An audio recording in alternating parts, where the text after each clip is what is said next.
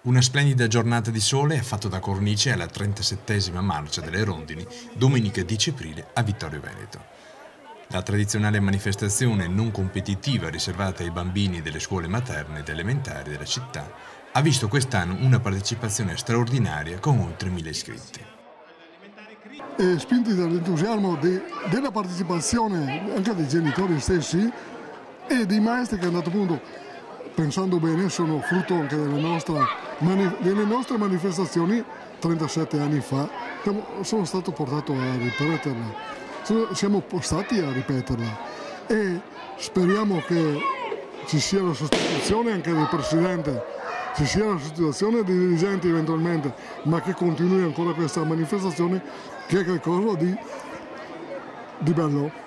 La marcia, come ogni anno, si è sviluppata su 3 diversi circuiti. Alla scuola dell'infanzia è stato dedicato un percorso di 2 km.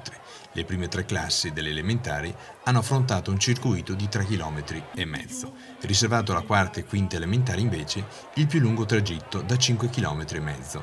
Oggi guardando la piazza, una splendida piazza come quella del Duomo, e vedere tutti questi bambini è una cosa di poco eccezionale.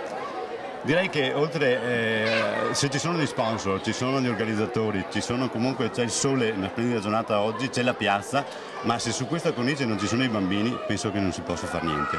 Delle cose così servono e servono soprattutto per il bene della città, per i bambini e per la società. Numerosa la presenza di genitori in veste di accompagnatori e sostenitori dei partecipanti più piccoli. Gli adulti, molti dei quali tornati a percorrere la marcia dopo averla fatta da bambini nelle vecchie edizioni, hanno dato l'idea di essersi divertiti alla manifestazione almeno quanto i figli. All'arrivo i volontari hanno provveduto alla consegna della medaglia ad ogni singolo partecipante. È stata invece riservata ad una rappresentanza scolastica per ogni istituto partecipante la premiazione con la consegna delle coppe secondo una classifica stilata in base alla percentuale di studenti partecipanti rispetto agli iscritti alla scuola.